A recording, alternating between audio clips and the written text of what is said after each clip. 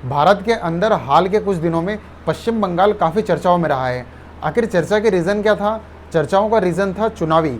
लेकिन आज हम डिस्कस करने वाले हैं कुछ अलग ही टॉपिक पर। भारत की सबसे अधिक सीमा, वो भी लगभग 4000 किलोमीटर के समथिंग भारत साझा करता है बांग्लादेश के साथ में, और उसमें भी यदि देखा जाए तो पश्चिम बंगाल सबसे अधिक सीमा जो है वो साझा करता है।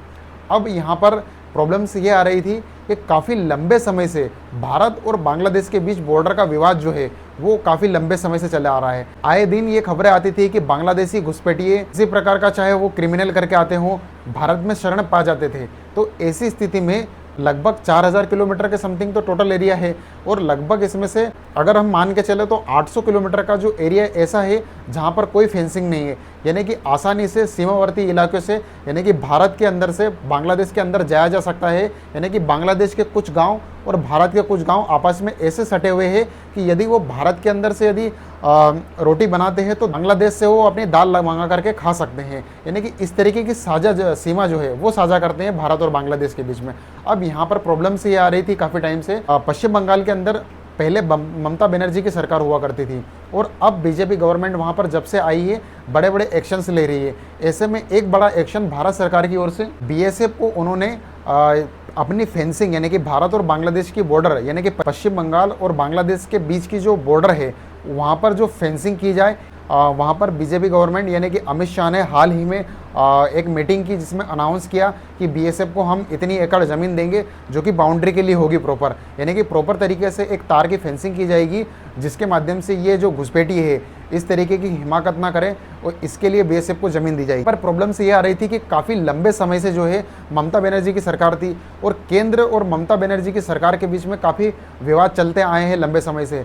ऐसे में लगातार जो है केंद्र सरकार यानी कि जो बीएसएफ है वो ज़मीन की मांग कर रही थी, और ममता बनर्जी की सरकार यानी कि राज्य की ज़मीन होने के नाते वो काफ़ी लंबे समय से इस चीज़ के लिए मना कर रहे थे, ज़मीन नहीं दे रहे थे बीएसएफ को। और जैसे ही वहाँ पर बीजेपी गवर्नमेंट आई है उन्होंने बीएसएफ को वो ज़मीन सौंपी ताकि वहाँ पर स्पेशली जो है फेंसिंग की जा सके, ताकि इस घुसपैठ को जो है बंद किया जा सके। तो जिस तरीके से भारत विरोधी गतिविधि लगातार बांग्लादेश की सीमाओं से, बांग्लादेश के अंदर से उठती रही है, और इसका कहीं ना कहीं एक इनडायरेक्टली इम्पैक्ट है, यानी कि डायरेक्टली भी कह सकते हैं पाकिस्तान का प्रभाव इस पर ज़्यादा रहा है।